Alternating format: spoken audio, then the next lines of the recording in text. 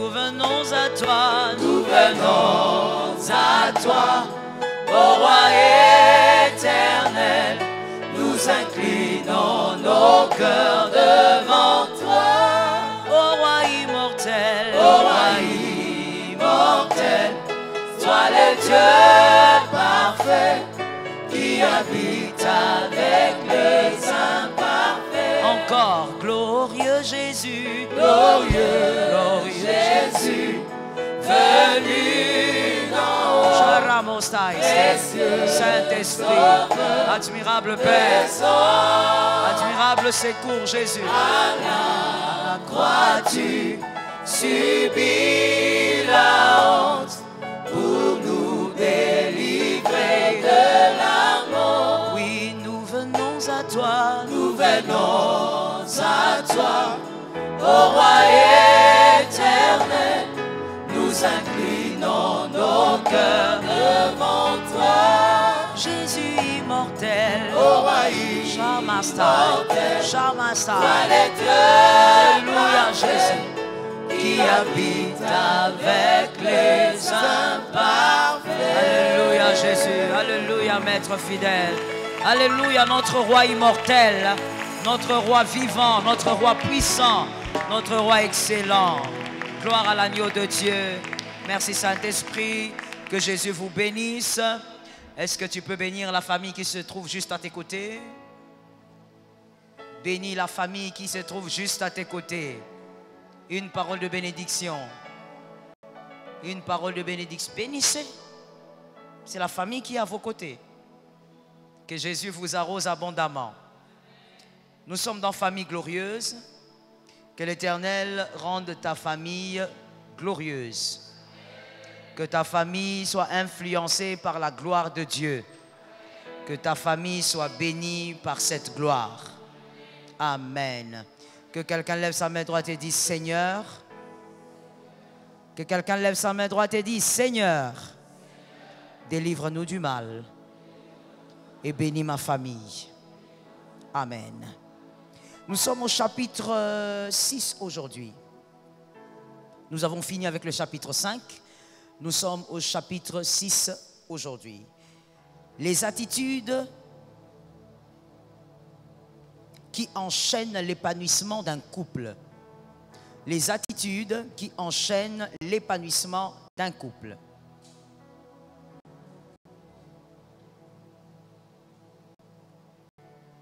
Est-ce qu'on peut démarrer? Vous avez écrit? D'accord. Vous devez, par la grâce de Dieu, marié ou célibataire, quand vous êtes célibataire, vous devez aspirer à cela. Vous devez, par la grâce de Dieu, être capable, en tant que couple, de vivre les 3 dimensions d'un foyer. Les 3 dimensions d'un foyer, en tant que couple, vous devez être capable de le vivre. Et que le Seigneur vous fasse grâce au nom de Jésus. La première dimension, c'est s'aimer. On se marie parce qu'on s'aime. On aime sa femme, on aime son mari. Vous devez être capable de vous aimer. Si vous ne vous aimez pas, vous êtes le premier destructeur de ce que vous avez commencé. Deuxièmement, vous devez être capable de vivre ensemble. C'est-à-dire vivre sur un même toit, mais aussi partager la vie. C'est la deuxième dimension du foyer. On s'aime, mais il faut vivre sur un même toit, et ça c'est important, et aussi vivre ensemble, partager donc la vie. Vivre ensemble, ce n'est pas seulement le fait de dormir sur un même lit, il faut partager la vie. Et ici, j'aimerais préciser une chose, quoi qu'il arrive, ne vous séparez pas de votre conjoint, même malgré les difficultés. Ne décidez pas d'aller vivre à 2 extrémités du globe, refusez cela au nom de Jésus. Lorsque les difficultés arriveront, souffrez ensemble, mais restez ensemble.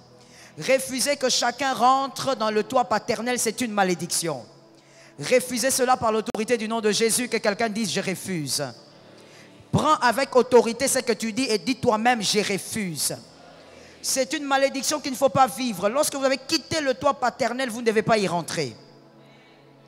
Donc vivez ensemble. C'est comme ça que dans Genèse 3.6, Dieu a chassé Adam et Ève ensemble. Pourquoi? Pour qu'ils subissent à d'eux les effets de leur égarement. Dieu n'a pas chassé l'homme en gardant la femme, il n'a pas chassé la femme en gardant l'homme. Il a dit sortez du jardin, tous les deux. C'est-à-dire allez subir les effets de votre égarement ensemble. Quoi qu'il arrive, malgré les difficultés de la vie, ne décidez jamais de vous séparer parce qu'il n'y a pas de maison. Décidez même de dormir dehors, mais ensemble. Que l'Éternel vous assiste. Ça, c'est la deuxième chose à faire. Deuxième dimension, vivre ensemble. La troisième dimension, dans le mariage, s'épanouir. Il faut s'aimer, il faut vivre ensemble et il faut s'épanouir. Le couple doit s'épanouir. Il est dangereux de voir certains couples qui ne font que s'aimer. Ils disent qu'ils s'aiment, mais ils ne vivent pas l'épanouissement. Ils ne se développent pas. Ils ne deviennent pas. On se marie pour devenir. Je suis d'accord avec toi. On se marie pour devenir. On se marie pour aller au-delà de certaines limites qu'on vit quand on est célibataire. On ne se marie pas pour avoir la même vie, que quelqu'un me dise la même vie. Il faut s'épanouir et il faut aussi se développer. Lorsqu'on se marie, cela ressemble au déploiement de la corolle de la fleur.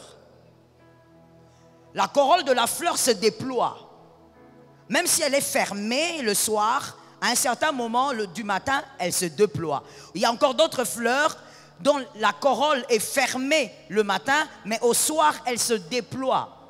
La nature même nous enseigne que même la corolle de la fleur sait qu'à un moment donné, il faut se déployer, il faut s'ouvrir, il faut s'épanouir. Il n'est pas normal que vous soyez mariés dans un couple et qu'il n'y a pas épanouissement, c'est-à-dire évolution. Dans tous les domaines du couple, ce n'est pas normal. Que l'Éternel vous délivre de cela. Il est important donc de s'épanouir. Voici les 3 dimensions d'un foyer que vous êtes obligés de vivre. C'est une destruction que de voir des personnes qui disent « Nous nous aimons, mais votre amour ne vous amène pas au développement, à l'évolution, à l'épanouissement. » Ce n'est pas normal. Et par le nom de Jésus, je te demande de sortir de là. Il n'est pas normal que 2 personnes se disent simplement « On s'aime, on se regarde dans les yeux. » Et ça se limite là. L'amour ne doit pas se limiter à se regarder dans les yeux. Il faut qu'il y ait épanouissement. Tout amour qui ne crée pas une certaine métamorphose positive est carrément une destruction pour vous. Tout amour doit vous transformer positivement. Je suis d'accord avec toi. C'est lui qui a dit Amen, qui reçoive quelque chose de merveilleux dans sa vie. Tout amour doit vous transformer positivement. Et tout amour qui ne vous transforme pas positivement est un narcotique. Vous croyez que vous êtes amoureux? Oui, mais vous êtes dans un bon narcotique et qui va vous endormir pendant longtemps. Tout amour doit être capable de vous amener à évoluer. Vous êtes à un point donné, depuis que vous aimez cet homme, vous aimez cette femme, vous êtes en train d'évoluer. Vous êtes en train de vous épanouir. Que ce soit le partage de celui-là. Voilà pourquoi il est dangereux pour des personnes, quand tu es enfant de Dieu, que Dieu bénisse les personnes qui viennent au culte le matin, à ce séminaire. Il est malheureux pour ceux qui se disent enfants de Dieu, mais qui ne vivent pas la transformation. Tu es un chrétien charnel. Le chrétien charnel, vous savez ce qu'il dit? Le chrétien charnel dit, ce qui compte, c'est que moi je ressens. Écoute bien aimé, on se marie pas par compassion, on se marie par vision. On ne peut pas, un homme adulte, un homme mature, une femme mature ne se marie pas par compassion. Cette personne se marie par vision. Et donc, même lorsque vous allez faire votre choix doit correspondre à votre vision. Lorsque votre choix ne correspond pas à votre vision, travaillez vos émotions et vos sentiments. C'est ça la maturité. Un enfant choisit parce que c'est beau. Un enfant choisit parce qu'il aime ce qu'il voit. Il aime les mollets, il aime la poitrine, il aime, je ne sais pas, la taille de cet homme. Mais il ne pense pas à la vision. Est-ce que cette personne, à l'extérieur c'est bon, mais est-ce qu'à l'intérieur ça correspond à la vision de votre destinée? Par l'autorité de Jésus, que quelqu'un de célibataire ici comprenne qu'il doit à partir d'aujourd'hui changer sa façon de choisir.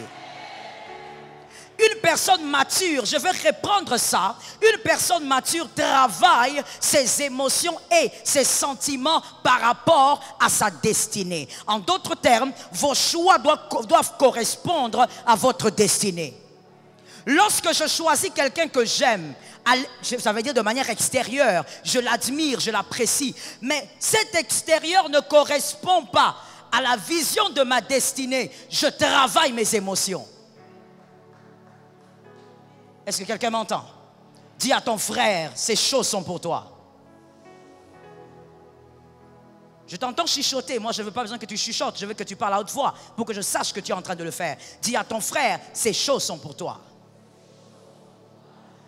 Lorsque tu vois une belle femme, c'est la femme, c'est le genre de femme que tu aimes, c'est la taille que tu aimes, c'est le corps que tu aimerais avoir comme femme. Mais quand tu sens que ce qu'il y a à l'intérieur de cette femme ne correspond pas à la vision de ta destinée, travaille tes émotions. Voilà pourquoi pour les païens, l'amour est aveugle. Pour les chrétiens, l'amour est réfléchi. Je reprends ça pour un homme intelligent. Pour les païens, l'amour est aveugle. Mais pour les chrétiens, l'amour est réfléchi. On aime avec le cœur, mais on aime aussi avec la tête. Parce qu'on sait là où on va. On sait qui on est. On sait qu'on ne peut pas prendre n'importe qui dans la barque de la vie. C'est toute une vie. Est-ce que quelqu'un me capte bien? L'épanouissement de votre couple dépend aussi de ça. Qui est-ce que vous avez choisi? Il y a certains garçons qui disent, tellement charnels, comme je dis, tellement charnels, ils sont enfants de Dieu, mais encore des hommes charnels, qui disent, maman, moi j'aime cette fille. C'est une bombe, quand je la vois, son corps est une bombe, ça me tue. Oui mon frère, elle va bombarder ta vie. Tu vas ramasser les miettes de ta vie. Elle va bombarder ton existence. Tu vas commencer à dire, cette personne a détruit ma vie. Personne n'a détruit ta vie. En réalité, je veux guérir quelqu'un ce soir. Tout celui qui dit, tel a détruit ma vie, tu te trompes toi-même. Tu as donné l'opportunité à celui qui ne devait pas détruire ta vie. C'est toi qui as donné l'opportunité à cet homme, à cette femme de détruire ta vie. Cette femme est une bombe. Je répète, elle va te bombarder. Elle va bombarder ta destinée. Tu n'auras plus rien. Tous tes rêves vont partir en fumée.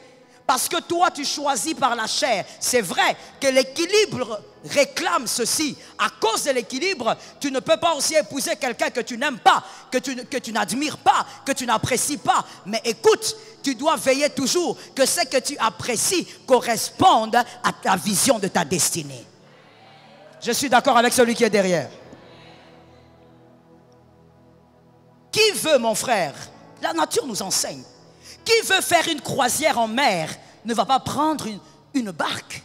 Si tu veux faire une croisière en mer, tu vas prendre un grand bateau. Tout dépend donc d'où tu vas. Sais-tu là où tu vas? Là, je suis encore au niveau des célibataires. Sais-tu où tu vas? Qui mets-tu à côté de toi? Lorsque tu veux faire Kinshasa, New York, tu ne vas pas prendre l'hélicoptère. Tu ne peux pas. Pourquoi? Parce que la distance franchissable de l'hélicoptère, c'est 275 km. Quelqu'un m'entend?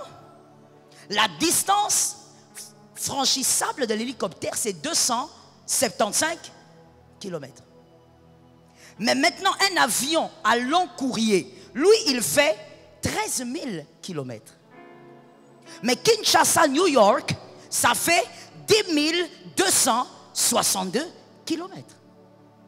Comment tu vas prendre un hélicoptère pour aller à New York? Donc tu ne sais même pas là où tu vas. Tu vas prendre l'hélicoptère et tu vas tomber dans l'eau. Pas n'importe quelle eau, fleuve Congo.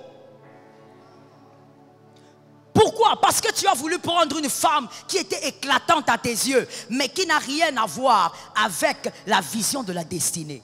Un homme qui a 1,80 m, tu aimes ce corps-là, tu aimes cette peau-là, tu aimes, quand tu le regardes, tu dis, il est comme du lait, il est comme du lait, il sera comme le café. Il va te faire manquer le sommeil, tu vas pleurer toute la nuit, Tu vas chercher les pasteurs, tu vas m'appeler, je vais te dire moi-même. Je décroche le téléphone et je te dis, soit éteint, soit hors du périmètre cellulaire. Moi-même, je te réponds comme ça. Oui, je te le dirai moi-même. Tu dis, maman, mais c'est ta voix. Oui, c'est ma voix. Mais je t'annonce que je suis soit éteint, soit hors du périmètre cellulaire. Parce que toi, tu as voulu prendre un homme café au lait. Tu vas vivre les cafés. Tu vas manquer la paix. Tu chercheras le sommeil, tu vas devenir insomniaque. Tu cherches le sommeil, ça ne vient pas. Trop de problèmes. Le même café au lait, tu as envie de jeter l'eau chaude sur lui. On ne choisit pas par émotion, mais on choisit par vision. Associez ce qui est beau à vos yeux à votre destination. Est-ce que quelqu'un entend? Mariez-vous à celui qui va supporter là où vous allez. Je connais un monsieur qui s'est marié à une femme. Il aimait tellement cette femme extérieurement, évidemment. Il aimait tellement. Il y a même un monsieur qui me disait, mais maman, comment veux-tu que je drague une femme si je ne l'admire pas extérieurement? Oui, quand tu la vois de loin, tu l'admires, approche cette femme. Mais lorsqu'elle va ouvrir la bouche, là maintenant tout se détermine. Ce qui sortira de sa bouche te permettra de savoir si vous pouvez continuer ou si vous devez arrêter. Que l'Éternel te soutienne. Et donc, bien-aimé, j'étais en train de dire, puisqu'il faut s'épanouir dans le couple, il faut savoir avec qui vous vous embarquez. Il faut savoir avec qui vous avez décidé de faire ce long voyage de la vie. Jérémie 29, 11 dit ceci. Moi, je prends la version parole de vie. J'aime cette version-là. Oui, moi, le Seigneur, je connais les projets que j'ai formés pour vous. Je le déclare. Ce ne sont pas des projets de malheur, mais des projets de bonheur. Je veux, et ça j'aime beaucoup, je veux vous donner un avenir plein d'espérance. Parole du Seigneur. Dieu dit, il veut. C'est sa décision, c'est sa volonté. Il veut te donner un avenir plein de bonheur et d'espérance. Ton couple, selon la volonté de Dieu, doit être un couple plein de bonheur et d'espérance. Ça tombe sur toi. Ton couple, lorsque je parle de ton couple célibataire ou marié, ça tombe aussi sur les enfants que tu auras ou que tu as. Ton couple doit vivre un avenir plein d'espérance. Un avenir rempli de bonheur. Mais écoute, ça c'est le plan de Dieu. Le plan de Dieu existe, mais le plan de Dieu ne peut s'accomplir si l'homme n'adhère au plan de Dieu. Tu dois adhérer au plan de Dieu pour que ça s'accomplisse. Tu dois entrer dans le plan de Dieu pour que ça se réalise. Celui qui veut un avenir, le prépare aujourd'hui. Celui qui veut un avenir, le travaille aujourd'hui. Je veux dire quelque chose qu'un fils de cette maison doit retenir pour la vie. Les promesses de Dieu, les prophéties ne font pas bon ménage avec les paresseux. All right? Les promesses de Dieu, les prophéties ne font pas bon ménage avec les paresseux. Voilà pourquoi la prophétie ne vient pas vous bercer. La prophétie vient vous réveiller. Toute prophétie qui vous berce, c'est que vous êtes encore un paresseux. Vous êtes une paresseuse. La prophétie vient vous réveiller. Et donc, quand vous avez les promesses de Dieu, comme celles que nous avons dans Jérémie, il faut y travailler. Il faut être dans la position où le Seigneur pourra te donner un avenir et de l'espérance. Il y a un verset que j'aime, Habakkuk. C'est un verset qu'on a appris à l'Écodim. Habakkuk.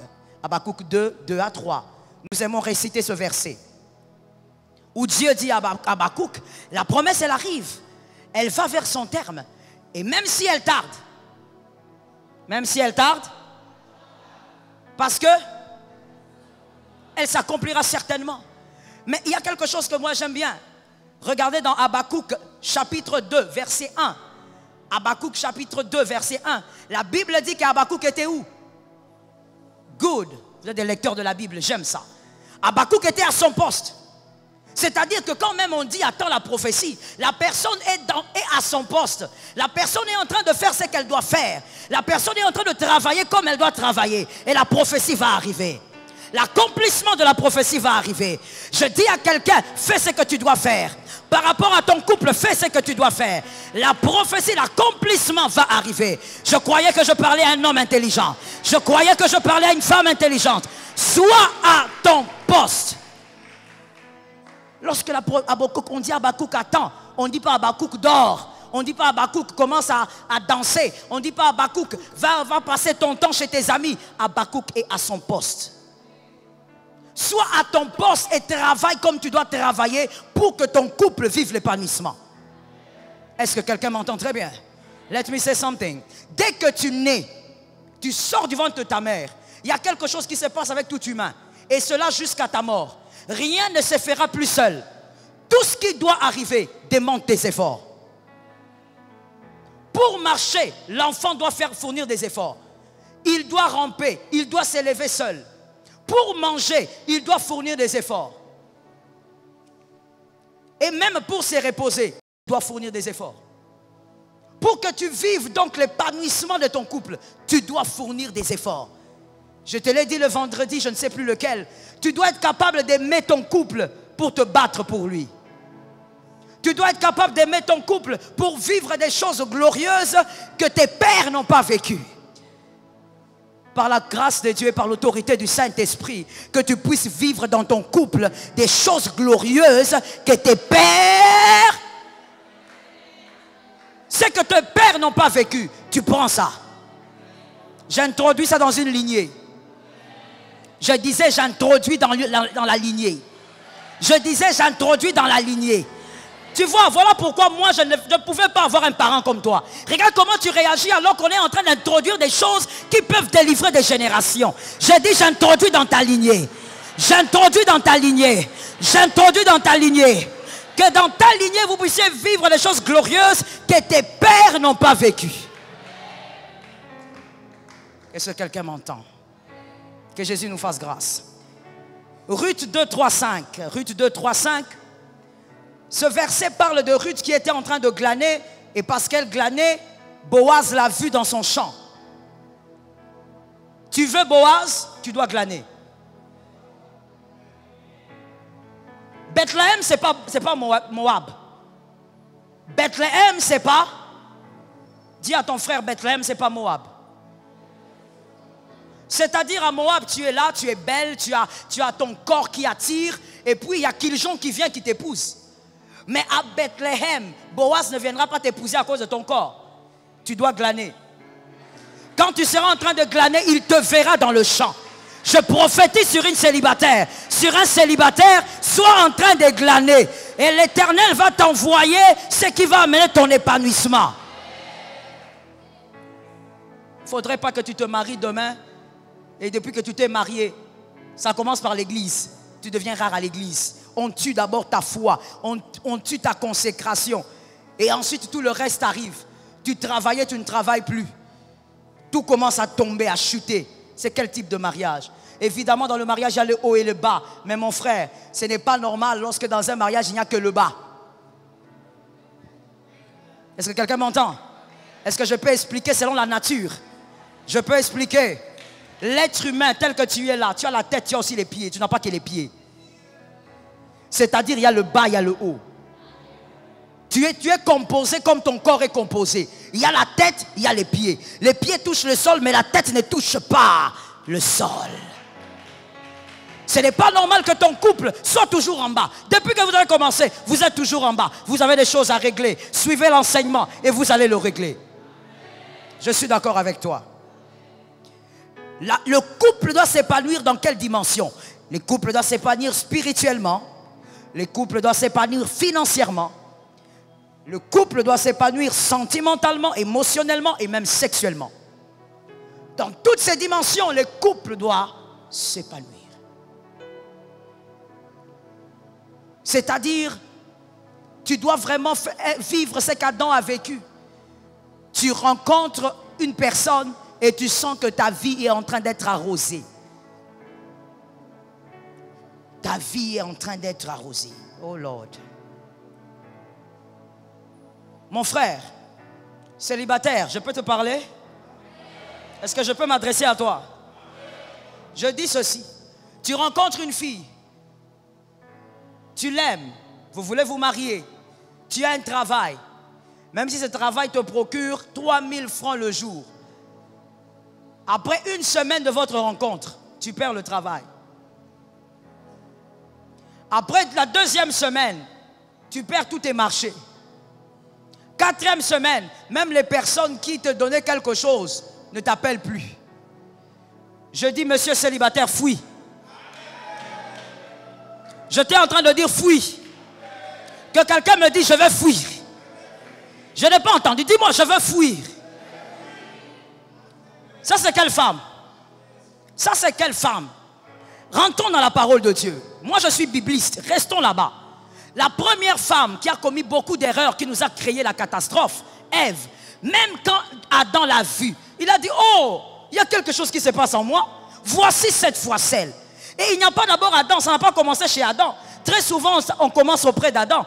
Mais le bonheur de la présence de Ève n'a pas commencé chez Adam. Ça a commencé chez Dieu. Dieu a créé la femme, il a dit, maintenant, tout est très bon. Même Dieu a reconnu que la femme a amené quelque chose de bon. Je n'ai pas entendu. Je n'ai pas entendu. Si tu es sorcier, il faut sortir. J'ai dit, je n'ai pas entendu. Même Dieu a dit, maintenant, tout est très bon. Non, très bon, papa. Bon, c'est quand tu as été créé. Quand la femme a été créée, Dieu dit, c'est très bon. Et quand Adam regarde, il dit, oh là là, voici cette fois celle. Os de mes os, chair de ma chair. Le jardin a changé d'atmosphère. La femme que tu épouses doit changer l'atmosphère de ta vie. Ah, ça tombe sur toi. Elle doit changer l'atmosphère de ta vie. On va à la seconde Ève. On va l'appeler comme ça. Marie arrive. Dieu entre dans les entrailles de Marie. Mais quand Dieu entre dans les entrailles de Marie, il y a un aventurier qui s'appelle Joseph qui fuit. Et quand il fuit, l'ange lui dit, rentre là-bas. Mais quand il rentre, c'est pour son intérêt. Pourquoi? Parce que Jésus sera cité dans la généalogie de Joseph. Et donc, même Marie, qui avait son fiancé, qui l'avait fui, Marie avait amené un bonheur extraordinaire dans la généalogie de Joseph. Est-ce que quelqu'un m'entend? Une femme qui entre dans votre vie doit amener un certain épanouissement. Même ton visage doit changer. Toi, tu t'es marié dernièrement, on t'a béni ici. Maintenant, regarde le visage que tu as. Tu es comme un homme de 50 ans alors que tu as 30 ans. Qu'est-ce qui s'est passé dans cette maison-là? Lorsque tu rencontres ta femme, elle doit être le rayon de lumière que tu rencontres. Ta vie prend une autre ampleur, une autre vitesse. Est-ce que quelqu'un m'entend? La femme a aussi été créée pour apporter une autre vitesse. Que quelqu'un reçoive cela par sa grâce. Marié ou célibataire, recevez cela par la grâce de Dieu. Une autre vitesse. Mais quand tu vois une femme, elle entre dans ta vie, tout commence à bloquer, tout commence à tomber, tout commence à mourir. Et voilà maintenant le langage de toi et moi, Congolais, que nous sommes. Nous commençons. Ce sont les esprits de destruction. Ce sont les esprits d'attaque. Ce sont les limites du village. Ce sont les limites des forêts et des mers. Frère, ce ne sont pas les limites des forêts et des mers. Tu es tombé sur quelqu'un qui a des problèmes. Change de camp et va voir là où il y a la paix quelque part. Est-ce que quelqu'un m'entend très bien? Ah, les femmes sont aigries, il n'y a pas de problème. Toi, tu es un homme, dis amen. Change de camp. Voilà pourquoi toi-même, femme, il faut que tu vérifies. Est-ce que tu es vraiment le bonheur de quelqu'un? Voilà pourquoi j'ai l'habitude de dire, l'épanouissement même de la femme, avant le mariage, commence quand elle est célibataire. Si tu n'es pas une femme épanouie célibataire, tu es le malheur d'un homme. Tu dois déjà, pendant que tu es dans les célibats, tu dois être une femme épanouie. Tu dois être une femme qui est en train de vivre un épanouissement qu'elle va aussi amener dans le foyer. Évidemment, l'homme aussi va amener l'épanouissement. Est-ce que quelqu'un m'entend? Une femme qui n'est pas épanouie quand elle est célibataire, dans le foyer, c'est la catastrophe. Il y a des attitudes qui enchaînent l'épanouissement, comme on l'a dit, dans le couple. Je commence par la première attitude aujourd'hui. Et je veux peut-être m'arrêter par là. Il y a des attitudes qui enchaînent l'épanouissement du couple. La non-participation du père dans la vie du couple ou dans la vie de famille. La non-participation du père dans la vie du couple ou de famille. Je commence par le père. Le père, malheureusement dans plusieurs familles, le père se comporte comme un visiteur chez lui. Quand il est chez lui, il veut un silence total, c'est-à-dire les enfants ne doivent pas être près de lui. La femme doit être ailleurs en train de causer je ne sais avec qui. Et lui, il est en train de se reposer avec son journal. Et lui, il est en train de regarder sa télé. Le père, malheureusement, pour plusieurs d'entre nous, le père est devenu le bailleur de fonds. Mais il n'est pas un père, il n'est pas un papa. Le père des familles n'est pas un bailleur de fonds. Il est celui qui doit partager la vie avec sa femme et ses enfants. Ça amène l'épanouissement dans le couple. C'est comme ça qu'il y a des couples qui sont financièrement épanouis parce que le monsieur se casse en 1000 morceaux. Mais dans d'autres domaines, le couple est déséquilibré. Ou même sentimentalement, émotionnellement, le couple est mort. Mais financièrement, il y a tout. Le père n'est pas un bailleur de fonds, que quelqu'un le dise. Dis à ton frère, le père n'est pas un bailleur de fonds. Il n'est pas celui qui doit être là pour habiller les gens, pour les nourrir, pour les envoyer à l'école. Non, je crois que quelque chose s'est mal passé quelque part. On nous a très mal enseigné. Il ne s'agit pas de ça. Le père, ça fait partie de ses responsabilités, oui, mais ça ne se limite pas là. Dieu n'a pas placé un père dans une famille, dans un foyer, pour qu'il soit seulement là pour habiller et nourrir les gens. Voilà pourquoi nous avons plein de garçons, plein de filles qui grandissent, mais qui ont un manque d'autorité paternelle. Ils ont grandi avec ce manque. Ils ont grandi avec le manque d'affection paternelle. Ils ont un problème pour respecter l'autorité paternelle. Même s'ils sont travailleurs quelque part, ils ont aussi le mal de respecter le chef au travail. Parce que déjà, il n'a pas grandi avec cette autorité paternelle. Ou alors il a grandi avec, mais ça a été l'autorité d'un chef du quartier. Il était en train de crier quand il fallait interdire des choses. Il était en train de battre tout le monde. Mais ils n'ont pas vécu avec un père de famille. Ça déséquilibre le couple. Ça enchaîne l'épanouissement du couple. Aucun couple ne peut s'épanouir quand un homme, quand le chef se comporte de cette manière. Que le Seigneur guérisse. Il y a même de ces maris-là. Il est tellement bourreau, il est tellement chef, il est tellement bailleur de fonds que lui, quand il est à la maison, même quand sa femme souffre, il ne sait pas. Quand sa femme a mal, il ne sait pas.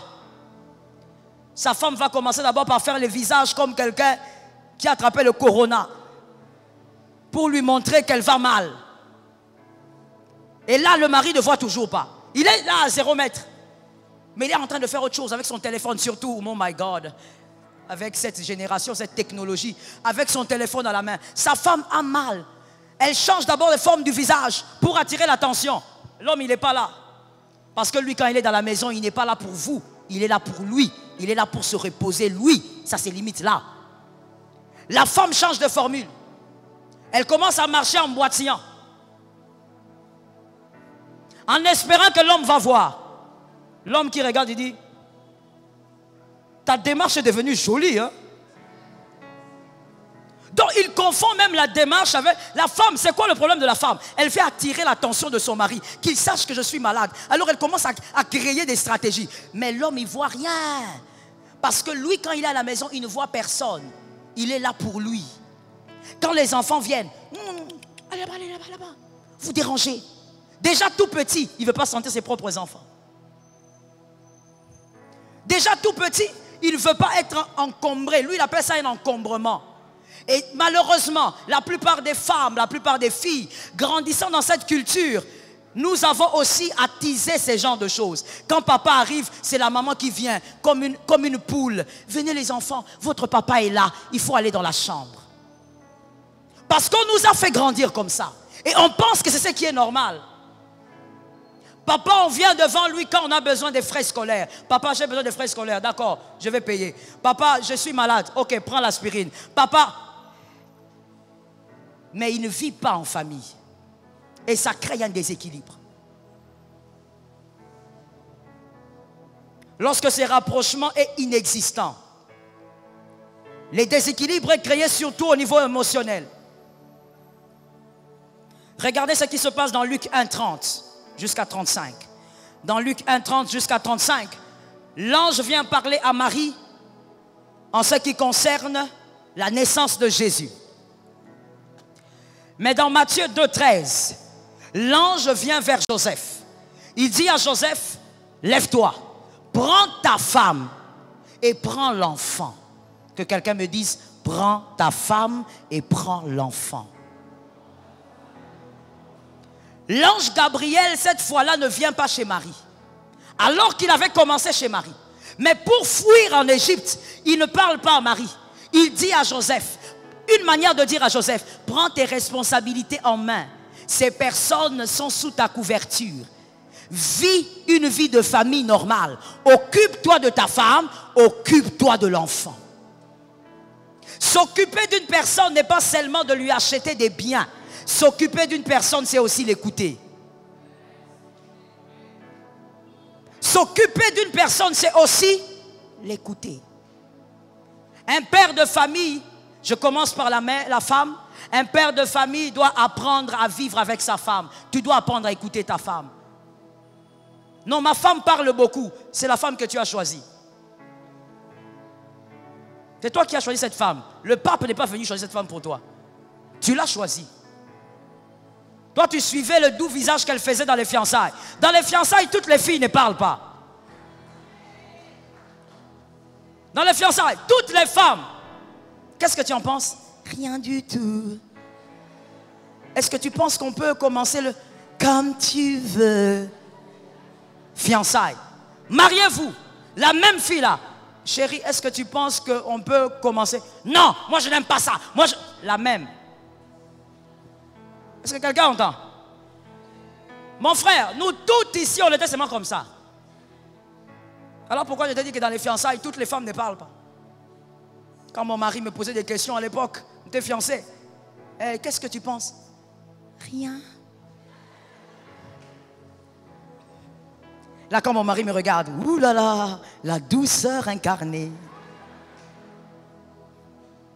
Bombe. Quand il me demande, mais est-ce que tu vas venir demain au culte? Oui, je viendrai. Là, oui, je viendrai. J'ai des choses à faire à la maison. Je suis restée comme la maman à la maison. Je me réveille à 4 heures. Je commence à nettoyer. L'amour.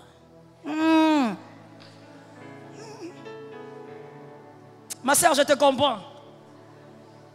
Je nettoie, je fais tout vite. Je mets déjà le café de mon père là. Je savais ces petits rituels du matin, j'arrange pour qu'il ne me demande pas d'attendre. Je fais tout rapidement parce que je sais, j'avais promis que j'allais aller au culte. Et quand mon père me demande, tu es habillé comme ça, tu vas où? Je vais voir. La suite ne sort pas. Et mon père qui regarde, il dit, ok d'accord, vas-y, ne rentre pas tard. Je vais au culte. La gentille. Maintenant, quand le mariage arrive, mon mari peut venir, il dit, il a les souvenirs des fiançailles. Que quelqu'un dise les souvenirs.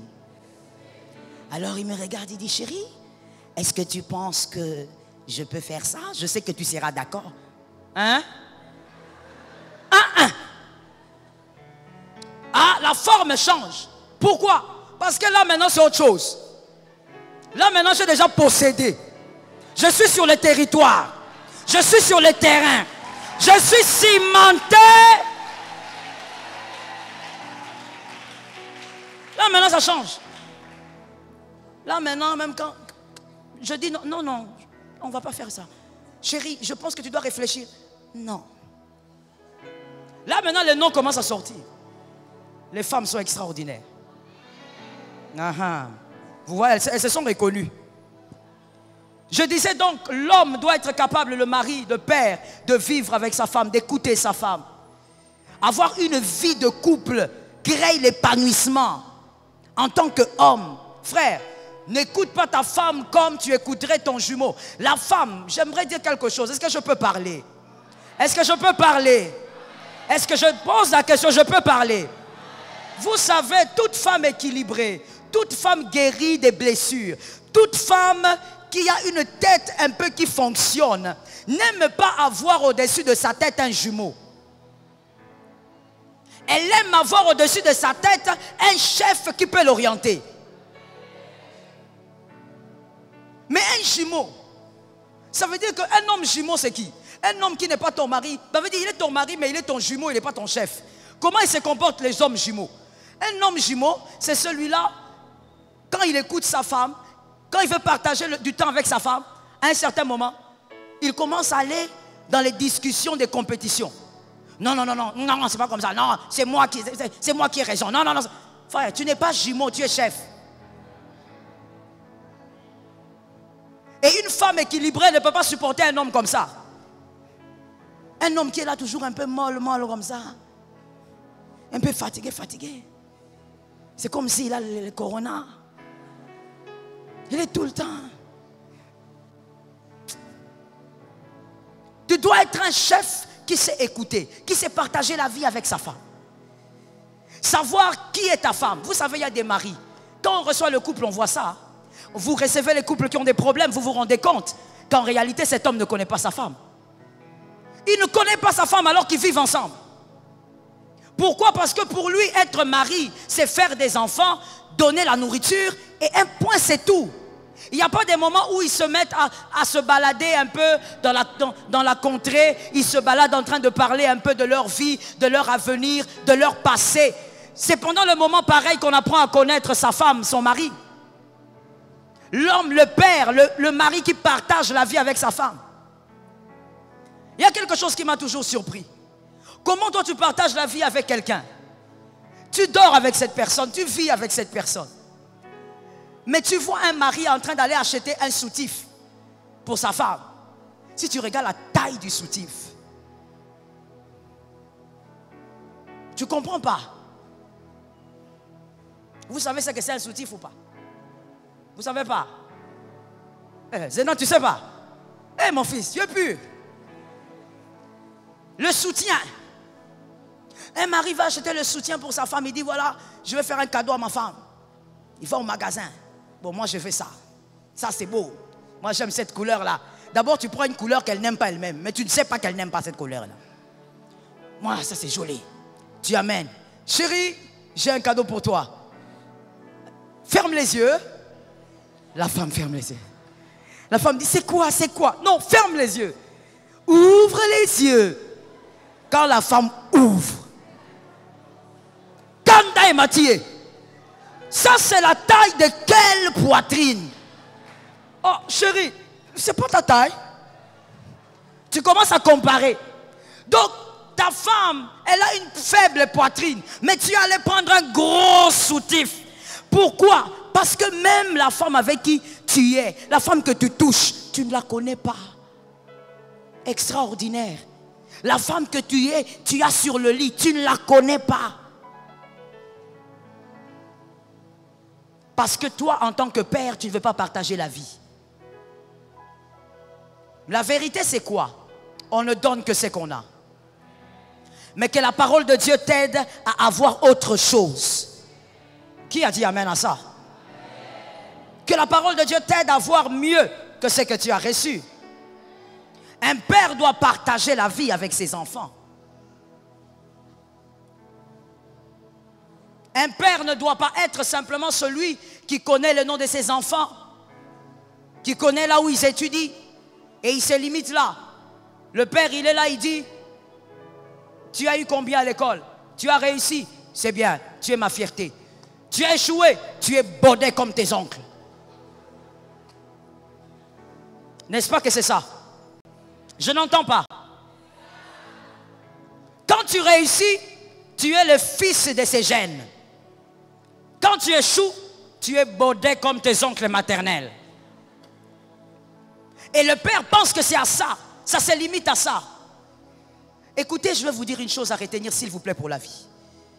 Vous avez la responsabilité en tant que père de transmettre à votre fils la paternité qui est en vous. C'est la première responsabilité chez les fils. Vous devez, si Dieu vous a fait grâce, vous a donné des fils, vous avez la responsabilité de prendre la paternité qui est en vous, de donner, de transmettre à votre fils. C'est en vivant avec votre fils que vous allez lui apprendre comment on devient père. Comment on parle avec ses enfants. Oh. Lorsque tu as été adolescent, monsieur, est-ce que ton père t'a appris ce que c'était d'être adolescent en tant que jeune garçon? Est-ce que ton père t'a appris ce que c'était quand tu allais voir que sur ton lit, tu as mouillé le lit? Est-ce que c'est ton père qui t'a appris ce que c'était? Est-ce que ton père t'a expliqué? Mais le père était dans la maison. Généralement, les pères disent, pour ma fille, c'est à ma femme de faire ça. Et pour ton fils, qui doit le faire? C'est aussi à ta femme d'aller dire à ton fils comment il doit se comporter quand la sexualité commence à se manifester dans l'adolescence. Est-ce que c'est aussi à la mère? Le fils grandit. Oh God. Regardez ce qu'un jour un monsieur m'a dit. Il m'a dit, maman, moi je pense que c'est une grande calamité ce qui se passe en Afrique. Moi-même, j'ai peur de mourir. Parce que j'ai remarqué qu'à chaque fois que le papa a ses enfants avec sa femme, les enfants sont toujours attachés à leur mère. Les enfants sont toujours attachés à leur maman. Même quand le papa a des problèmes avec sa femme, les enfants prennent part de la mère. Mais moi, j'ai dit ceci, ce n'est que normal. Cette attitude est normale. Parce que, en tant que père, toi, tu as fait comprendre à ces enfants-là que toi, dans la maison, tu es là comme un bailleur de fonds. Les enfants sont à maman. Quand vous avez des problèmes, allez chez maman. Quand vous avez des dérangements, allez chez maman. Ne me dérangez pas. Comment veux-tu que ces enfants s'attachent à toi? Ils ne te connaissent pas. Ils te connaissent en tant que père parce qu'ils t'appellent papa. Mais ils ne te connaissent pas. Un jour, un garçon, un fils de pasteur, est venu me voir pour un counseling. Et pendant qu'on parlait, il me disait, maman, je préfère que mon père meure, que maman reste. C'est ce que je suis en train de dire. C'est une question que je te pose, mais tu n'as pas besoin de me répondre. Combien de fils pensent comme ça? Combien de filles pensent comme ça? Mais évidemment, nous sommes en Afrique, on ne le dit pas. Mais combien pensent comme ça? Il dit non, non, non, non. Papa. Maman. Mais pourquoi ils pensent comme ça? Parce que toi, tu n'es qu'un bailleur de fonds. Toi, tu n'as pas une vie de famille avec tes enfants. Ton fils, tu n'as jamais pris ton fils pour jouer des cartes. Quelqu'un va dire, je n'ai pas le temps. Mais tu as le temps de prendre la bière avec tes amis. Tu n'as pas le temps, mais tu as le temps d'aller dans un restaurant avec tes collègues. Quand est-ce que tu seras là pour transmettre la paternité que tu as à ton fils? Que ton fils ne dise pas, l'héritage que j'ai eu de mon père, c'est seulement qu'il a été trop sévère avec moi. C'est seulement qu'il ne m'a jamais compris. Oh, il y a même des gens ici qui n'ont jamais passé une journée ou même 30 minutes à causer avec leur père en train de rire. Ils causent de tout et de rien et ils rient. Je parle d'abord des fils. Ils n'ont pas vécu ça. Mais papa était là dans la maison. Ils voient papa rire avec les amis. Ils voient papa rire avec ses frères. Mais eux, les enfants, ils n'ont pas de père. Ils ont un bailleur de fonds. Je finis maintenant en parlant de la fille. Ça, c'est encore pire. Le papa est éloigné des enfants. Il est éloigné du garçon. Il est éloigné aussi des filles. Quand les filles ont des besoins, c'est vers maman qu'il faut aller. Et même quand il y a des problèmes à la maison, oh mon Dieu, je dis à quelqu'un que Dieu nous délivre de ce mal. Je n'ai pas entendu. Que Dieu nous délivre de ce mal. Quand il y a un problème à la maison, le papa appelle la maman. Il dit, tu as vu ta fille? Et pendant qu'il dit, tu as vu ta fille, cette fille est en train d'entendre. Qu'est-ce que tu penses que tu es en train de s'aimer dans le cœur de cette fille? Un jour, cette fille te montrera que réellement, elle est la fille de la maman. Parce que c'est toi qui le dis. Tu as vu les bêtises que ta fille a fait. Un père qui a une vie de famille avec ses enfants, quand son enfant trébuche, il va porter ça. Il va lui dire, il peut même punir, mais après la punition, il va lui dire, ça va aller. Tu vas y arriver. C'est toujours comme ça. Il peut arriver que tu échoues, mais je serai là pour toi. Ça, c'est un père. Ou même si le garçon va n'importe où en Australie, il sait, il dit, moi je sais que j'ai Dieu, mais je sais aussi que mon père sera toujours là pour moi. Tu dois être capable de transmettre cette paternité à tes fils et à tes filles. De cette manière, tes filles n'auront pas de problème pour respecter leur mari. Pourquoi il y a beaucoup de femmes insoumises aujourd'hui? Parce qu'elles ont grandi dans la maison avec des bailleurs de fonds, pas avec des pères. L'affection de papa, la fille n'a pas eu ça. Alors quand elle se marie, elle ne sait pas comment être soumise à un homme. D'autres encore, elle se marie parce qu'elle est obligée de se marier. Toutes les femmes se marient. Mais en fait, elle n'a confiance en aucun homme. Parce que son père ne lui a pas appris que tu peux aussi faire confiance à un homme. Le premier homme qu'une fille rencontre dans sa vie, c'est son père. Et si le père est mort, la maman peut toujours essayer d'équilibrer. Ça sera difficile, mais c'est Dieu qui a fait les choses ainsi. Mais si le père est vivant, le premier homme qu'une femme, une fille rencontre dans sa vie, c'est d'abord son père. La relation qu'une fille aura avec son père, cette relation sera le miroir de celle qu'elle aura envers son mari. Que l'Éternel bénisse sa parole. Que Jésus vous bénisse. Alléluia. Tiens-toi debout, je veux prier avec toi pendant quelques minutes avant de céder le micro. Jésus de Nazareth. Lève simplement tes mains, dis au Seigneur que les chaînes qui empêchent le couple de s'épanouir se brisent. Que dans ma vie, ces chaînes ne soient pas actives. Vas-y, parle à Dieu. Parle à Dieu. Je veux t'entendre parler à Dieu. Parle à Dieu. Saint-Esprit, le Dieu véritable et puissant. Saint-Esprit, je viens te recommander, Seigneur, les couples. Et je crois par ta grâce que tu es celui qui nous soutient. Je crois par ta grâce que tu es celui qui est notre appui. Je crois par ta grâce que, Seigneur, ton pouvoir brise le joug, brise les jougs, brise les jougs. Je déclare, Seigneur, en ton nom qu'aucun joug ne va prendre place, autorité dans les couples. Tu es le Dieu, Seigneur, qui a franchi. Tu es le Dieu, Seigneur, qui permet une véritable liberté. Seigneur, ta grâce, ce soir, ta grâce sur les familles glorieuses, Père, je te demande la grâce. J'invoque ton nom, que cette grâce soit notre partage, que cette grâce, Seigneur, soit pour chacun de nous, que cette grâce nous remplisse, que cette grâce nous couvre, au nom puissant de Jésus-Christ. Lève tes mains, s'il te plaît, là où tu es. Lève tes mains là où tu es, je ne vois pas les mains levées. Ne sois pas distrait, tu es dans la prière. Lève bien tes mains. Nous allons déclarer 3 fois, Seigneur, protège et soutiens les couples. Que tu sois célibataire ou marié, tu es en train de prier pour l'avenir ou pour le présent. Nous déclarons 3 fois, Seigneur, soutiens le couple. On y va, 1, 2, 3. Je ne t'entends pas. Pour la 3e fois, commence à déclarer sur le couple.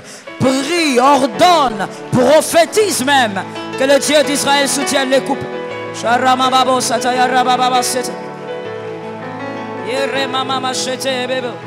Au nom de Jésus, Seigneur, soutiens les couples.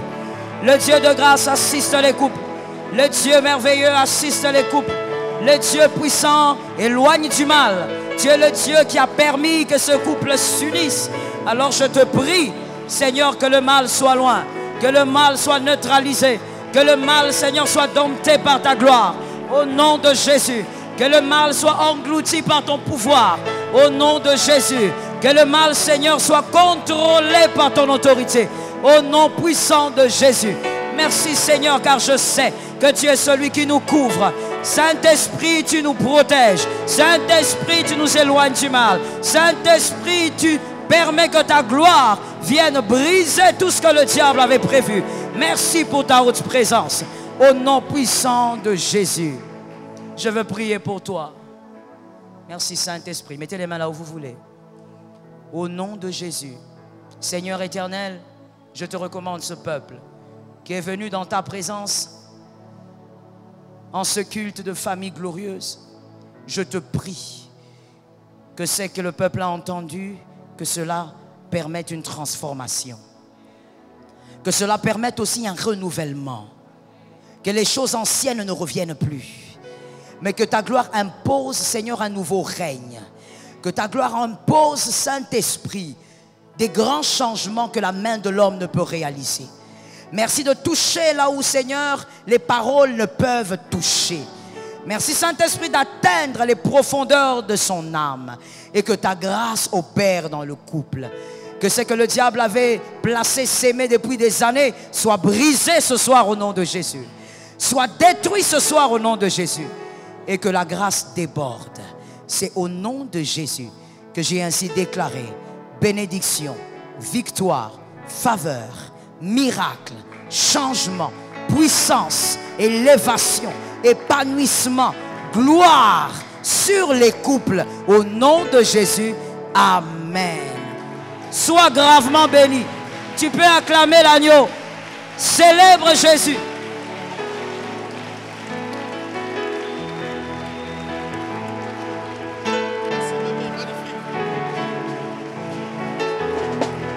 Fais-le bien, fais-le bien. Fais-le bien, fais-le bien. Est-ce que quelqu'un peut célébrer le roi?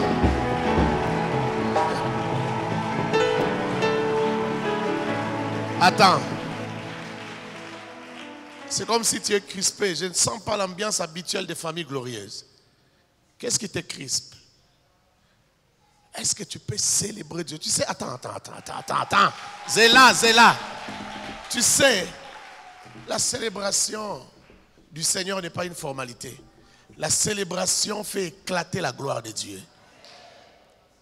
Dieu se manifeste au milieu du peuple qui les reconnaît, qui croit en lui. Quand tu les célèbres avec conscience, c'est parce que tu sais qu'il est réel. Tu sais qu'il est vivant. Tu sais qu'il est puissant. Il est plus que Edingwe que les gens acclament. Il est plus que Mazembe que les gens acclament. Il est plus que Real, Barcelone. Est-ce que tu peux faire un bruit pour célébrer Adonai? Chakaramos. Oh! Charababo.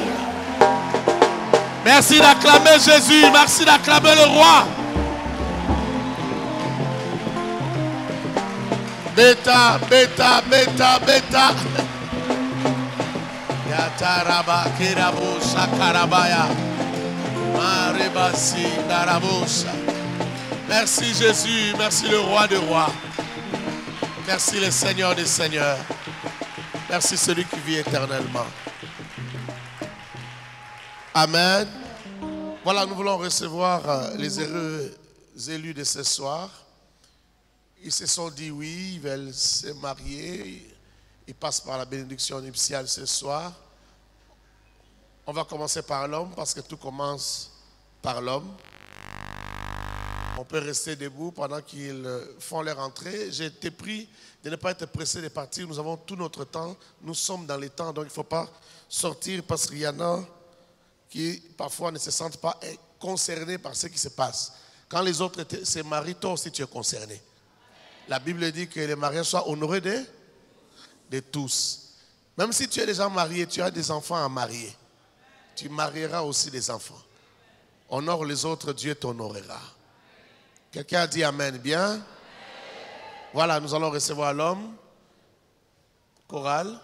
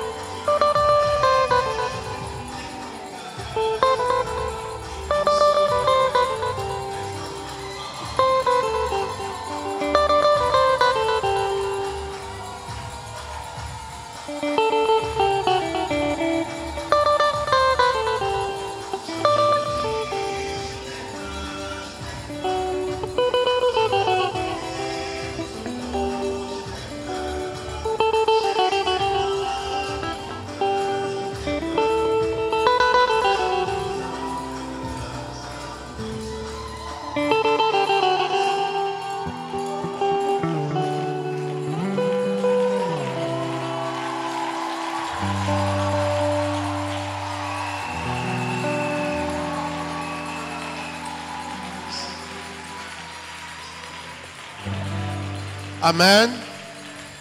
Voilà, maintenant on va recevoir la sœur qui s'est mariée ce soir. Elle va aussi faire son entrée. Nous la recevons. La sœur Tekla.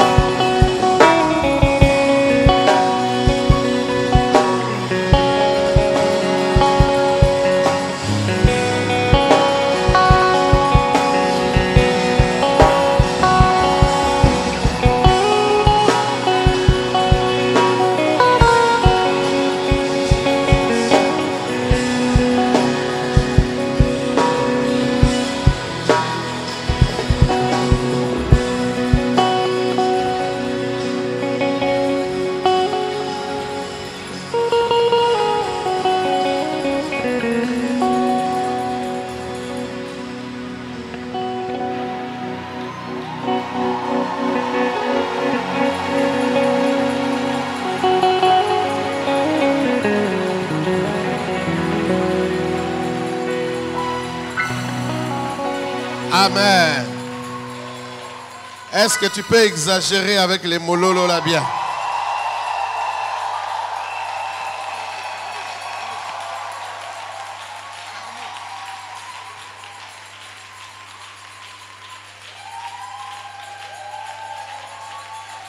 C'est un jour de fête. Est-ce que tu peux exagérer?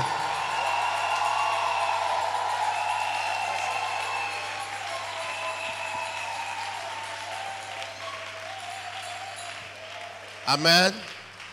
Voilà, on reste debout quelques secondes, le temps de présenter les heureux élus de ce soir, avant qu'ils ne prennent leur place. L'homme qui se marie ce soir se nomme Dempsey Lisala Elumbe.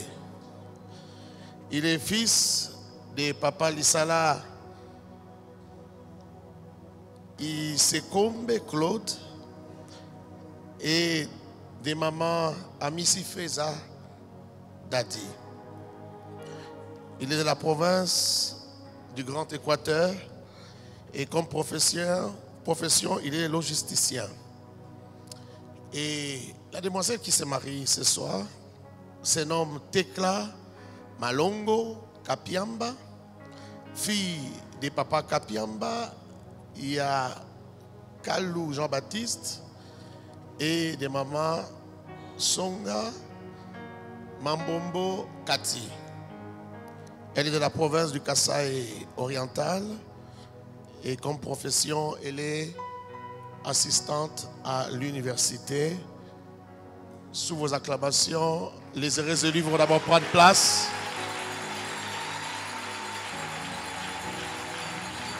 Nous pouvons aussi prendre place. Que Dieu vous bénisse.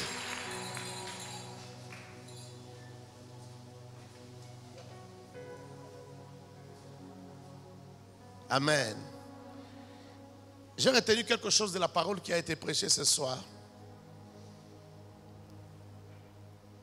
J'ai retenu que les choix de la femme, de l'homme pour se marier n'est pas simplement une affaire de sentiments, d'émotions, mais aussi une affaire de tête, une affaire de la raison. La raison doit beaucoup y participer. Nous sommes dans une génération où les gens s'emportent beaucoup, les jeunes gens s'emportent beaucoup. Ils font des choix inconsidérés. Même quand on leur fait remarquer, fais attention ici, ça peut causer un problème. Ça là, ça peut causer un problème. Tel aspect est important. La famille, la foi, telle chose, l'environnement, telle autre chose. C'est important. Surtout les jeunes filles. J'ai toujours dit ça, les jeunes filles s'en foutent. Mais la raison doit avoir de la place. Vous l'avez déjà entendu, je l'ai dit pour eux qui se marient aujourd'hui, ils n'étaient pas là tout à l'heure. Mais j'aimerais dire qu'il n'y a pas que les sentiments et les émotions. Il y a aussi la maturité. Parce que pour comprendre le choix qu'on veut faire, il faut avoir de la maturité.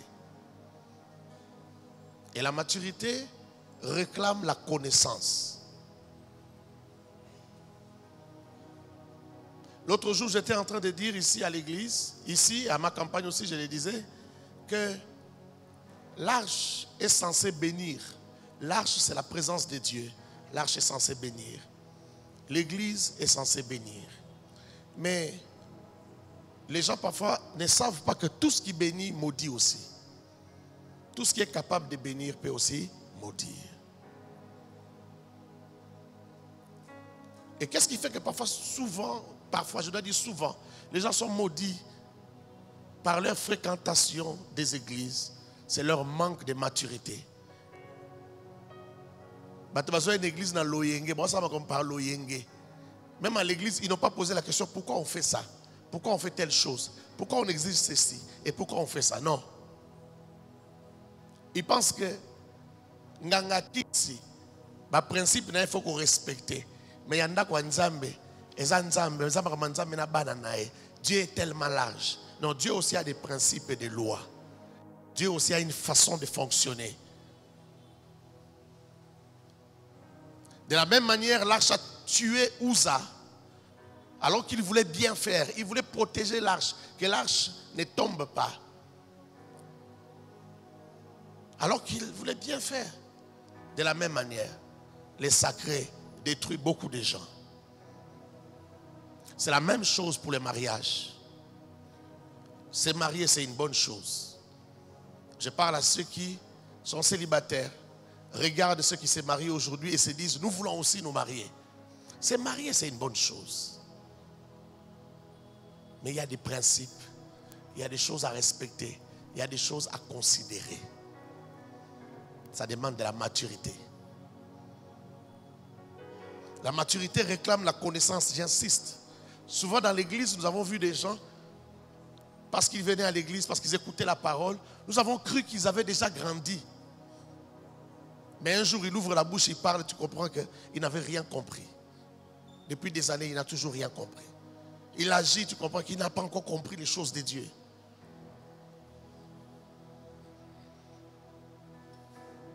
Il est important de le savoir. La maturité. Tout le monde croit qu'il est mature. Même une fille qui a 15 ans, qui a 16 ans, croit qu'elle est déjà mature. Vous allez entendre l'enfant dire, ah, papa, je comprends. Papa ne comprend pas. Papa est dépassé. Papa ne comprend pas les choses de ces temps-ci. Cet enfant qui a 16 ans pense connaître plus que sa mère, plus que son père. Peut-être parce que papa est conservateur.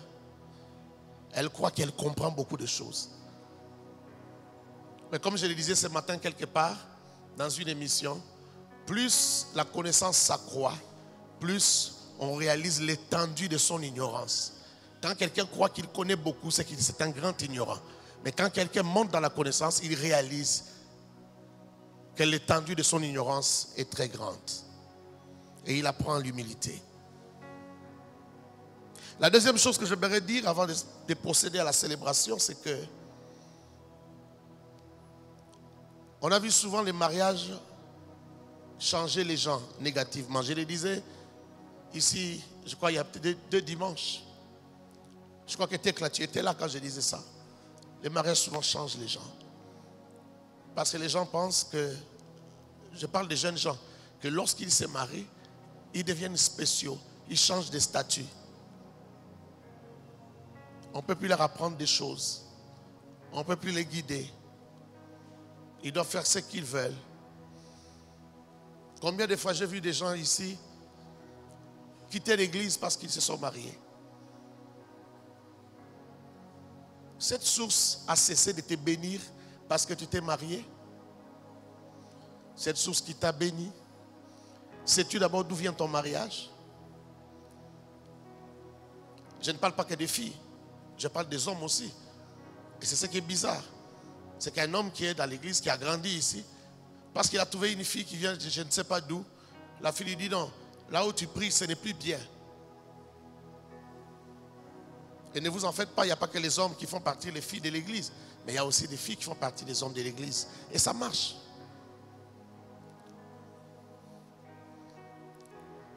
J'aimerais dire à mes amis qui se marient ce soir, à Dempsey et à Tekla,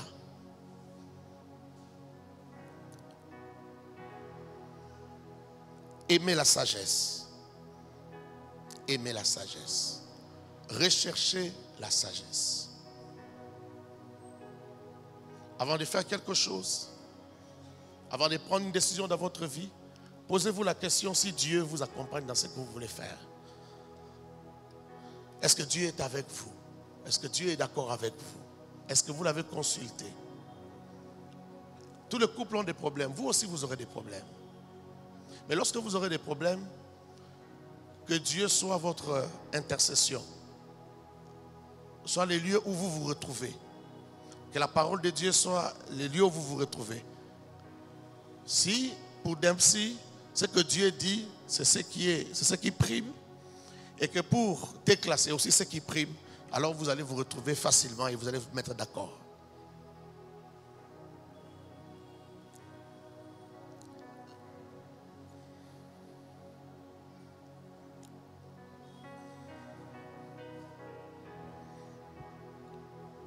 Je vais vous demander de vous tenir debout. Je parle de Dempsey et de Tekla. Protocole, aidez-nous. J'ai 3 petites questions à poser à Dempsey et à Tekla avant de procéder à la bénédiction.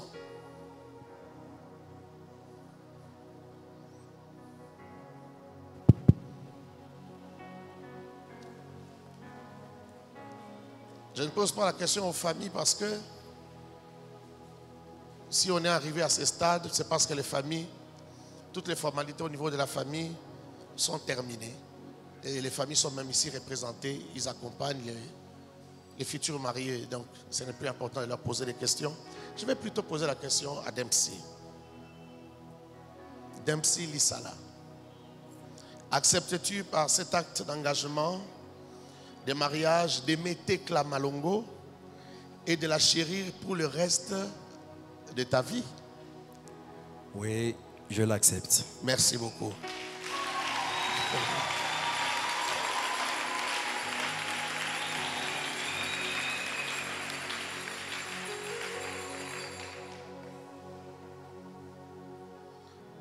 Dempsey Lissala, acceptes-tu de lui rester fidèle? C'est-à-dire rester fidèle à Tekla. Je crois que tu sais ce que ça signifie être fidèle ou rester fidèle. Et de l'honorer devant n'importe quelle circonstance, quelle que soit la circonstance. Même si ta famille est concernée, même si les gens que tu aimes beaucoup sont concernés, mais que tu honores ta femme parce que tu t'es marié, c'est à elle que tu t'es marié et c'est elle que tu dois honorer. L'acceptes-tu? Oui, de nouveau, je l'accepte. Merci.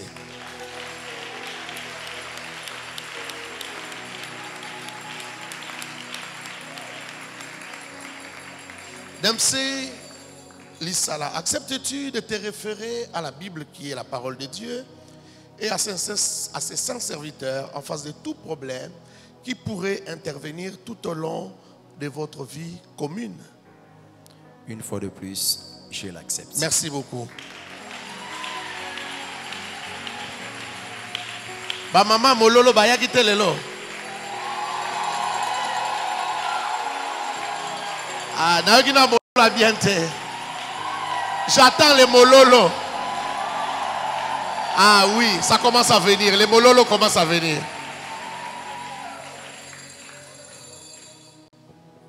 Maintenant, je vais m'adresser à Tekla. Tekla Malongo. Acceptes-tu par cet acte d'engagement des mariages de te soumettre et d'avoir de la considération pour Dempsey Lissala comme ton mari pour tout le reste de ta vie jusqu'à ce que la mort vous sépare? Oui, je l'accepte. Merci.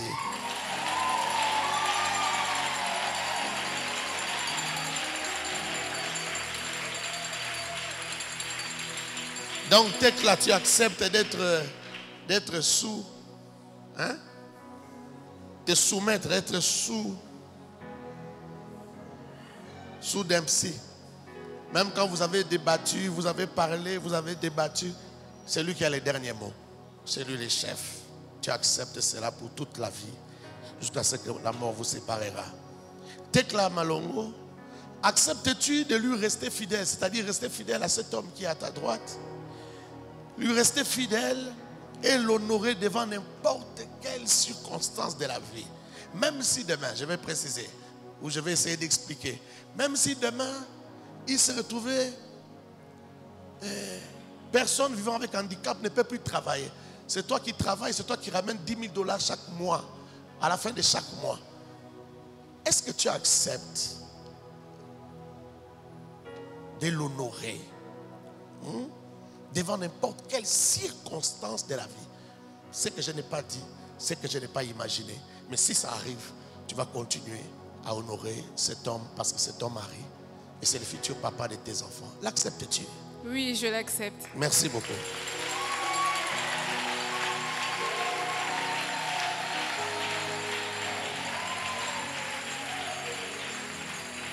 Mademoiselle Tekla Malongo, Acceptes-tu de te référer à la Bible qui est la parole de Dieu et à ses saints serviteurs en face de tout problème qui pourrait intervenir tout au long de votre vie commune? Oui, je l'accepte. Merci beaucoup.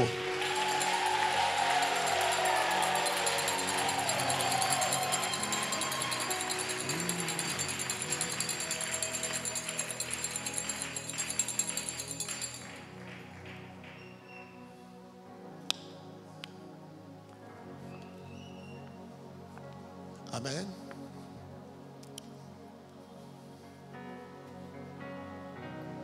Je vais prier pour ces anneaux. Ces anneaux-là ne sont pas des alliances, mais des signes d'alliance.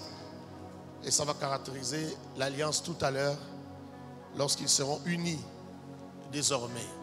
Unis devant Dieu, unis devant les familles respectives, unis devant l'église du Seigneur, unis devant les amis et connaissances. Je vais donc prier pour ces anneaux parce que ces anneaux ont été fabriqués des mains d'hommes. Seigneur Dieu Tout-Puissant, le Dieu d'Abraham, d'Isaac et de Jacob, je sanctifie ces anneaux et je les bénis. Que ces anneaux servent à tes enfants, à tes clés, à Dempsey, d'alliance. Et que ceci ne soit aucunement une porte de ténèbres, ni un point de contact avec des lieux obscurs, mais que la grâce et la bénédiction soient sur ces anneaux et sur les anneaux qu'ils achèteront à l'avenir, tout au long de leur vie, pour porter un signe d'alliance. Je les bénis dans le nom de Jésus-Christ. Amen. Amen. Amen bien. Amen très bien. Est-ce qu'on peut se retourner et se regarder? Non, reste juste là. Voilà. Regarde ton homme. Voilà. Monsieur Dempsey, lorsque vous vous êtes parlé, nous n'étions pas là. On ne sait pas ce que vous vous êtes dit. Mais aujourd'hui, devant Dieu, devant son église, et devant vos familles, devant les amis et les connaissances, vous avez l'occasion de déclarer votre amour.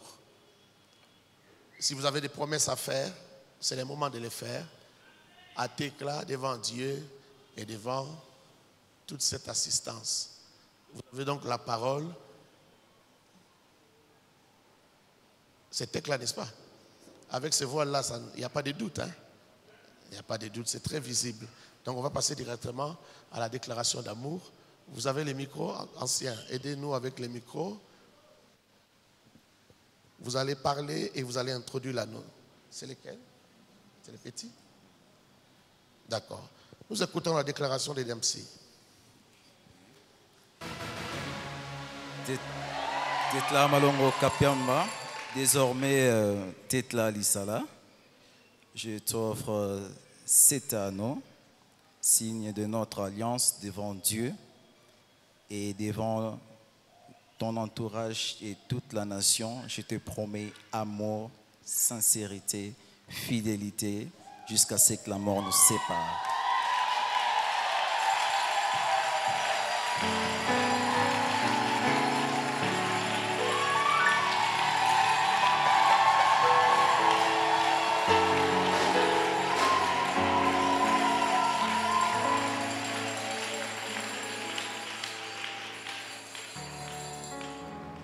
Là, tu as tout ton temps. Voici les moments de parler.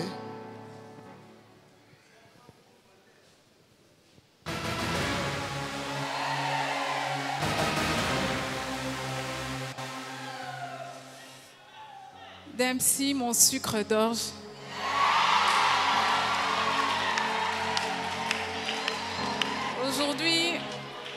Aujourd'hui, je ne dirais pas que c'est le plus beau jour de ma vie, parce que je sais que tous les jours que je passerai à tes côtés seront meilleurs. Tu m'honores aujourd'hui, chose que je ne pouvais pas imaginer. Tu l'as fait devant mes parents, devant l'état civil et maintenant devant Dieu.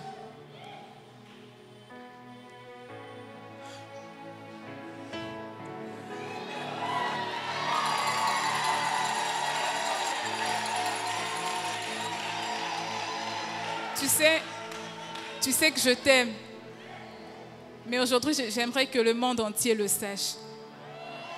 Alors je te le dis très fort, je t'aime mon amour. Et je te promets d'être soumise, attentionnée, très dévouée, de te soutenir et de réaliser nos rêves. Parce qu'aujourd'hui, tu n'es pas seule, nous sommes ensemble.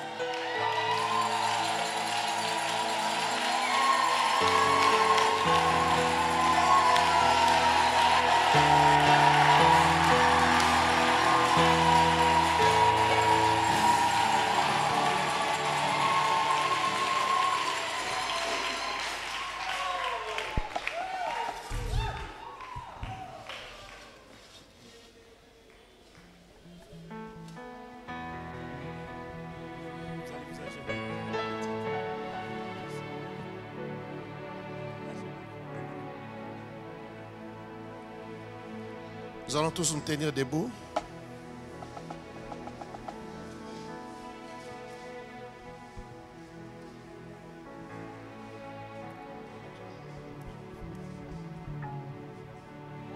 Par l'autorité du Saint-Esprit, je déclare que cette union produise la paix, que cette union produise la vie, que cette union produise la tranquillité, que ce que Dieu commence, qu'il puisse le continuer jusqu'à accomplir sa volonté parfaite.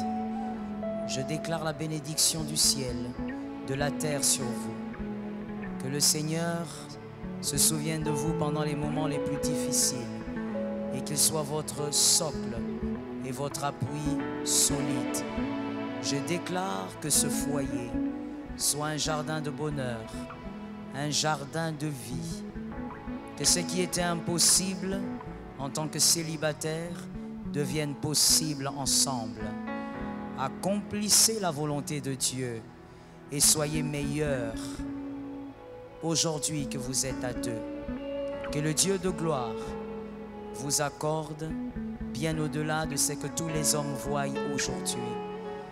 Qu'il soit le Dieu de votre réussite, qu'il soit le Dieu de vos succès, qu'il soit le Dieu de vos moments difficiles, qu'il soit votre force. Ainsi j'ai déclaré ces bénédictions sur vous, que ça demeure et que ça se manifeste au nom de Jésus.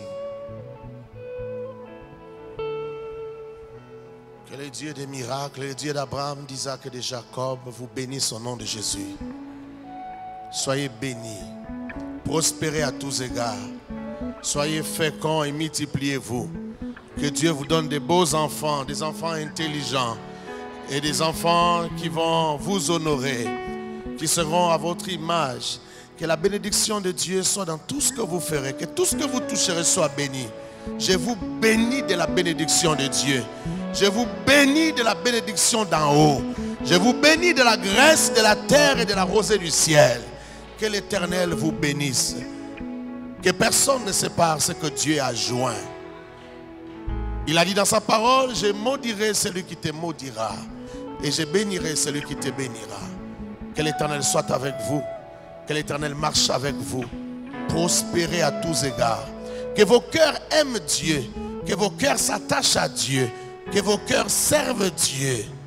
Et que vos enfants soient des serviteurs de Dieu. Que la grâce du Père vous accompagne.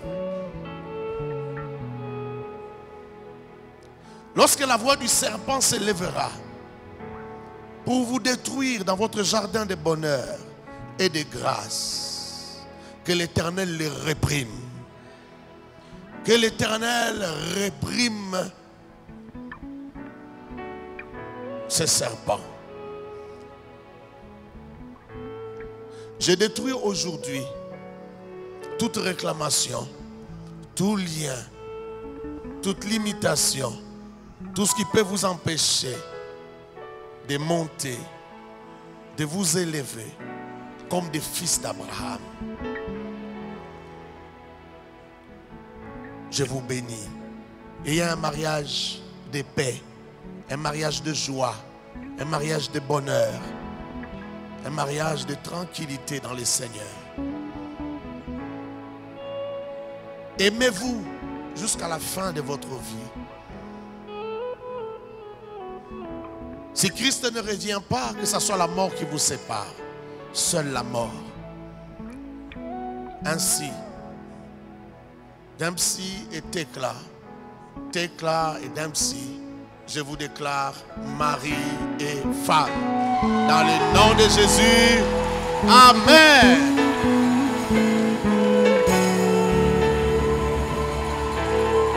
Yes.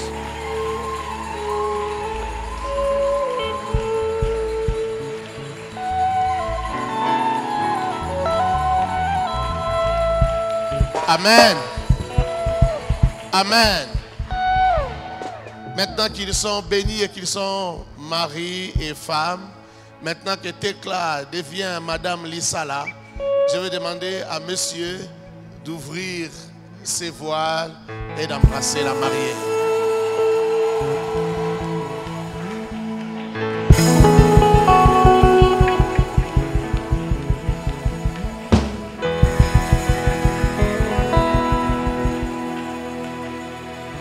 Monsieur, tu peux embrasser la mariée.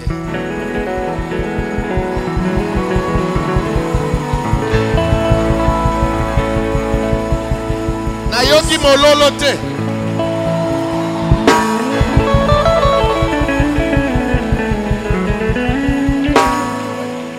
Yesu na ye epai na yo nayenga moko te.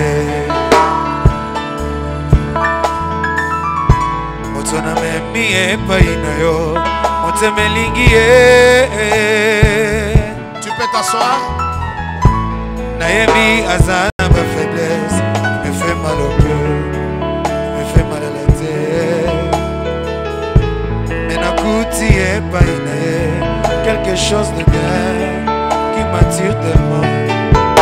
Nasengi osala ye ngolu bisika bandaki kokwea omakwe na ye motema elingi ye. Ye oyo bolingo nanga ye oyo nalotaki yango na ndoto nakwefuti mpenga yo. Ye oyo kobomba esili ye oyo ata bambonge ye oyo elamba yango beta milolo.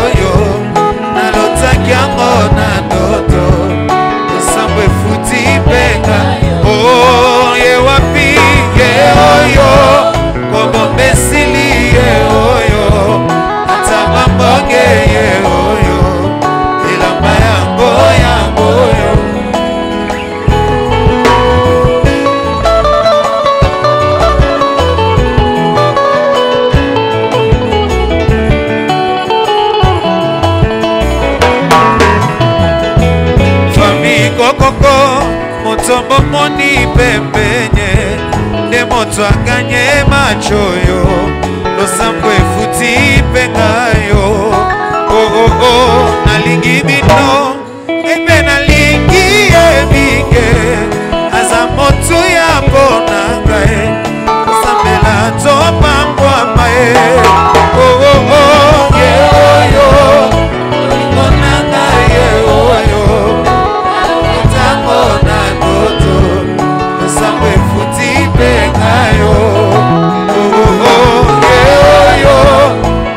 esili ye oyo ata bambonge ye oyo elamba yango soki moninga zisepela.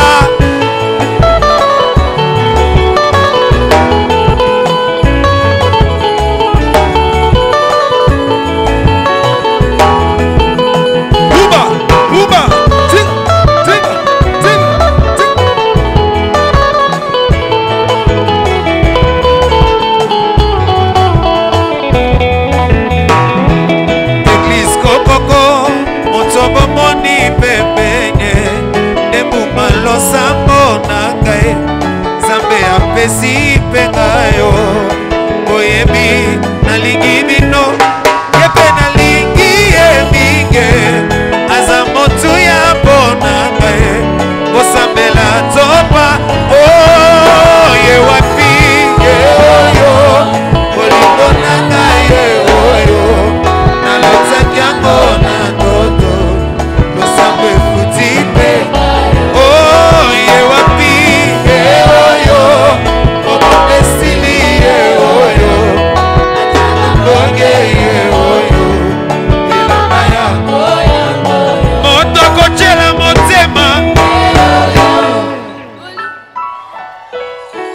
Amen.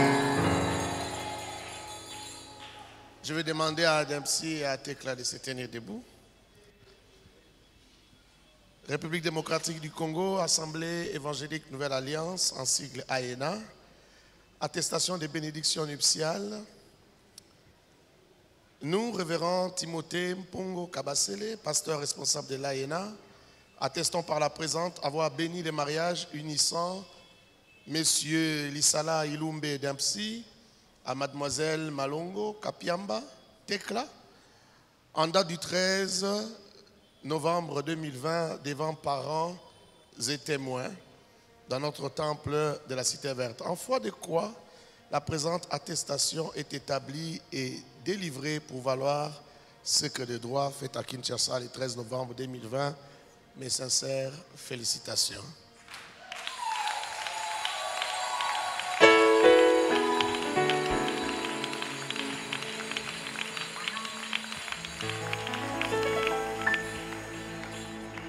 Merci beaucoup. Vous pouvez vous asseoir encore. Amen. Est-ce que nous pouvons offrir au Seigneur?